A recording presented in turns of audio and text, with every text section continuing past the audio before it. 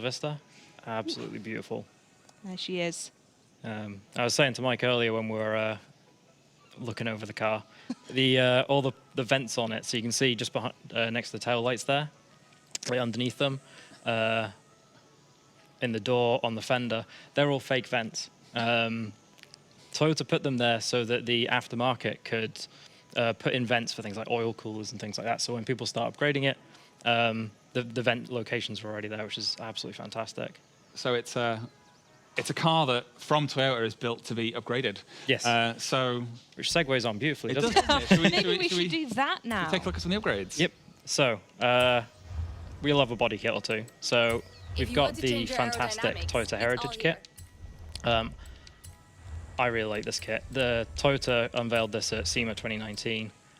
This is one of my favorite parts of it. The rear bumper changes the tail lights to be like the Mark 5 Supra, and then the side skirts as well. And I absolutely adore this kit. I think it works really well with the lines of the car. But of course, this being Horizon, gotta have the wide body kit. Oh, you gotta. So no decal here. This is a dev build, but this is a HKS wide body kit, and it's lacking something on the back, I think, isn't it? It is. It's just a little understated almost. I think, yeah. There we go. Is that wing? There we enough? go. I think that wing's big That enough, might isn't it? just do. And I think we also need some wheels to go with this as well, don't we? So let's jump in and put some wheels on it. So again, we've got a bunch of blank thumbnails here. These are all the new wheels. All the blank ones are all the new wheels coming to Forza Horizon 5. And my favorite ones are right at the bottom, nice set of work wheels. So blank because Chris has not yet fully set them up, but we thought we'd show you these anyway. One of the really cool things about the Supra is that this will be one of the cars that is given to every player right at the start of the game. And it'll come delivered with that Toyota Heritage kit as well in it. So yeah, it's everyone gets this right at the start of the game because it's an absolutely awesome car. Nice little gift. So let's pop that body kit on it then, shall we? And then should we take it for a drive? I think we better. I think we should. And in fact, it's probably worth pointing out here, because I know I've seen this question come up loads of times in chat, but we're actually playing this on an Xbox Series X today, aren't we? Absolutely. We are playing it on an Xbox Series X. So I think there was a lot of confusion about which version of the game we were showing. So yeah, everything we've shown so far has been Xbox Series X. This is a development build, so there may be bugs, there may be missing thumbnails, there may well be other things that we'll spot. Part of the fun, isn't it? If they're funny, we'll call them out, otherwise we'll just hope that you don't spot them.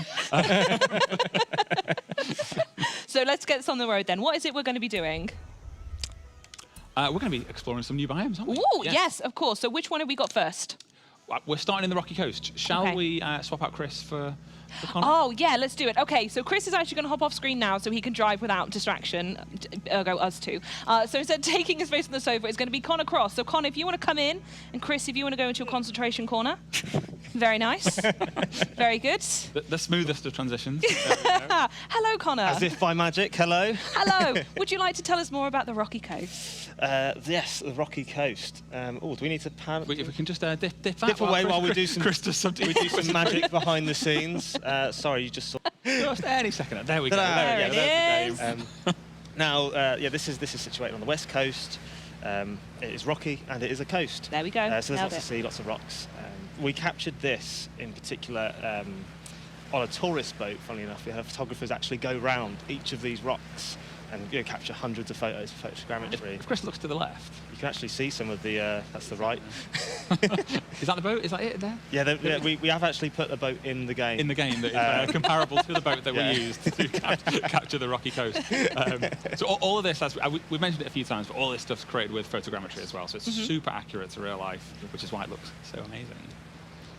Should we take it for a spin, Chris, in your heavily modified Supra?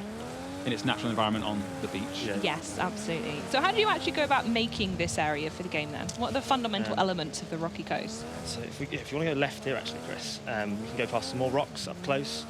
So we basically we work out how we want to make it drivable, where we want the car to go, and what's most fun for the player to explore. And then, like we said, we put a lot of photographers in a boat. They took loads of photos of rocks, and then the team recreated that as realistically as possible. Yeah. And that gave us our Rocky Coast. it wasn't as easy as that. There was so much, Simplified it a bit. there were some geniuses behind the scenes pulling it all together. Some of the cool features, which are a little bit further up from the coast over there, are like hotels, golf clubs. It's like a really like a pristine, like beautiful holiday location. Yeah. Yeah, and so now we're actually heading into the sand, like the sandy desert. There's big, massive sand dunes to go drive around on. It also actually connects, like goes straight and like dissolves into the ocean, which is really cool. Okay. Yeah, if you go, swing a right in here, and we can actually go into some of the sand dunes.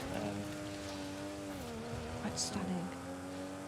So we're actually, it's actually an autumn season, which is our stormy season. We're at a nice, foggy, or atmospheric morning. And I think the lighting's quite cool because it kind of helps show off just how soft that sand is. It does. It looks really, really fine. You can really go in there and, deform around in it and kick up loads of sand. Probably not the best thing to do in this car, though. We'll stick on the Still have a go, tarmac. though. As you call out the tarmac, this is an area of the world where there are just these really long, sweeping roads as well. It's the perfect place when you've got like hypercar and you just want to get up to the absolute max on the rev limiter. This is the place to go. This looks less like a sandy desert. Are we still in it? Is this another feature of a sandy desert? So This is Chris has gone a little bit off the agreed path here.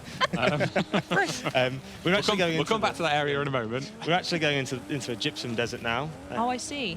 It's this really fine mineral that's like diamond white.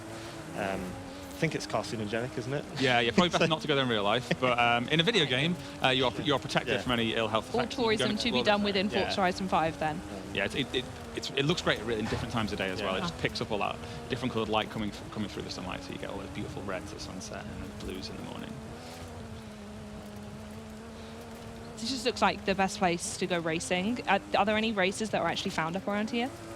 Of course, yes, there are. Yeah. There's a lot of really awesome off-road trails through here as well, like really long point-to-points. And I think Chris is about to show us another cool little racing environment as well. If we hang on. So left at that tree. You can kind of already get a sneak peek of it on the mini-map. If he resists the urge to jump off the edge, we can just go to the very edge and then just peek over at the Baja circuit. Oh, look at that. I'm trying to get a Just little look over the bit. edge. And yeah, that is fun. There's some really great routes around that, in and around it as well.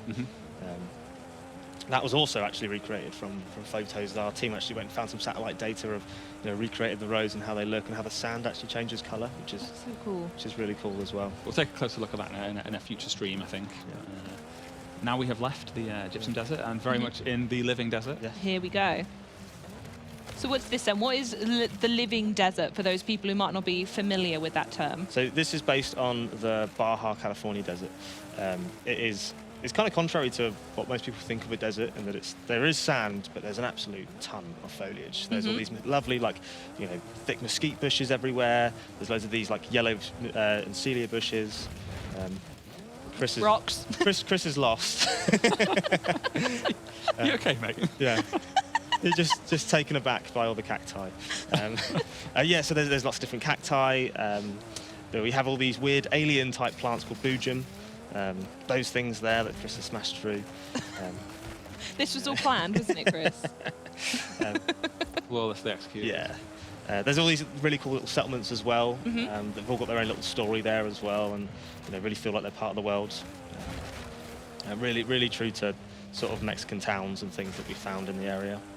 I'm remembering what you said in previous streams as well, and that volcano is just always looming, isn't it?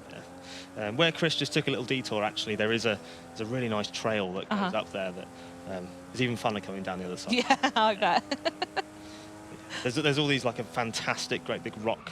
There's all these big rock walls here to go, jump off and skirt around. But there's all these big rock structures that they're really dominating in the environment as well. That you just suddenly come around the corner and there's this massive thing of geology. I think we're just about to go into another little bit of biome, which is this sort of lava, like an old lava desert that from years ago when the volcano did its thing. Did that volcano thing. It did the volcano thing, And yes. now that lava is rocks. And and that's just another difference to the visual of the environment. And that's full of all these big volcanic rocks that you can skirt in and around. And That's really cool. Yeah, I think just, I mean, we said it already, but just the pure density of foliage here. There's just so many separate bits that come in here to make this scene just feel so full of life. And you could see them coming as well when we went through like the sand desert and we were coming up to I said lizard desert. I'm sure lizards live there. Anyway, the living desert, you could just see it approaching because suddenly like it just got thicker with all the foliage going on. Look at that. So this is actually, Chris, if you stop and we just sort of pan around, you can see all the detail that's gone into the roads of this game.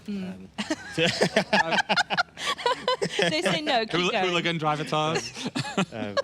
So there's actually a seasonal river here because this is a riverbed that in autumn floods because it's the stormy season. But yeah, like all that detail in the road's really cool. Cracks. It also, when some areas where it's really sandy, those cracks actually fill up with sand, which is a nice touch. So yeah, photo mode's going to be give a lot of options for the photographers out there to get some cool environments. But yeah, I think there is a sand road around here that will show off some of the cool new VFX that the team have done. We've really focused on tyre smoke and making sure that all of the dust kick-up feels really full and voluminous. It feels like it's lit from loads. Well, it is lit from loads of different angles now. It's a big entity in the world. Such a cool detail. And for the drifters out there, when you're on tarmac, the tyre. I mean, I think Chris helped implement the system. The tyres are actually, the tyre smoke is related to heat, based on how hot the tyre would be. It kicks off that amount of smoke, just to add another layer of realism in there. I think Chris going first person now, responding to some requests from chat. Oh, look at it. Yeah, and of course that tyre heat as well is affected by seasons. Exactly. So in the hotter seasons, your tyres heat up faster, you get more drift kick up. And in a car like this as well, it's just perfect for it. Yeah. Lovely. Awesome. Well, that was amazing. And those are the biomes we're going to talk about today. But you do have another race to show us like you did last time. You're spoiling us. So what is it we're going to be going and looking at now? Yeah, so we just dip. Chris is going to do this better than Andy. Andy did do it blindfolded. Well, there you go. The bar is set. Chris points to the fact there are things obscuring it. Yeah, Chris has got a camera in front of him. But only we know that, so no one else does. You need to prove it to everyone in chat now. So 2 weeks ago, we looked at the Emerald Circuit, which was an asphalt route, and it was part of the Horizon Apex Festival. We can see there as we go under the race gantry, this is part of the Horizon Wilds Festival, which is a festival that's dedicated to dirt racing, off-road racing, all that like really loose surface racing. Like fun stuff. Yeah, exactly. It's so much fun when you're in an awesome rally car like the Evo here. Mulahey is in a part of the living desert that's really hilly. I was actually going to ask where this is based and what we're looking at. So it's actually it's like the southern part of the living desert. So the terrain gets more hilly, it's less rocky, and there's actually a big river that connects to the ocean. So there's like a massive oasis at the bottom of it, I guess you could call it that, which is just full of palm trees, and that blends out into that jungle vista you can see there. I think we've got some broken checkpoints there, haven't we? Have you gone through one, Chris? So Chris, currently in 6th place. I feel like Andy would have done better than this by now. So I think he would have finished it by now, actually. Both laps. Mulahey is this really colourful little quaint town. I think we've even hidden a mural in there somewhere. Okay. People that want to go find those. And one of the things we really wanted to try and maintain that we saw from the reference was all these cables that kind of hung across the road with all this lovely bunting. So we've gone some good technical lengths with the technical wizards at PG to make sure that we can get that to work. Yeah, it's a town that you spend a little bit of time here in the early part of the game. It just has so much charm and character. It just feels like real Mexico. Like I don't think it's not necessarily. It is a beautiful place. You could go on holiday there. This is like, I think, where what Mexicans would think of as like the kind of places. Okay, authentic. Yeah. Every single house has got its own little charm. It's slightly different. I remember you saying on a previous stream that obviously all the houses are all really colourful because they're intended to be as such. I just think that's such a lovely touch. There's this amazing orange one here. And there's like a pink one, like just opposite it. That's it's just really pretty. Yeah, the pink one opposite that the player may get the opportunity to live in at some point. That could be one of your homes. Oh. but we didn't show it. So I guess that remains a mystery for a future show. So Chris keeps hitting those broken checkpoints. Broken checkpoints. It's a bit where I stop focusing on the stream and just focus on this now. He's willingly shown a broken bit of the game just to get into first place. Commendable. That will be remembered. I know it will also be fixed as well. That is a bug that is already fixed in a newer build than this.